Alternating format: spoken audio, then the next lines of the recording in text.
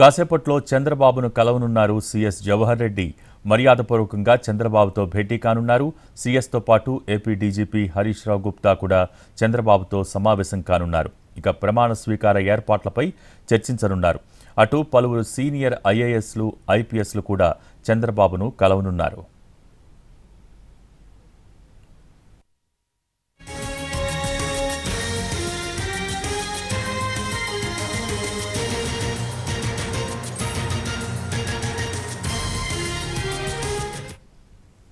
కాసేపట్లో చంద్రబాబును కలవనున్నారు సీఎస్ జవహర్ రెడ్డి.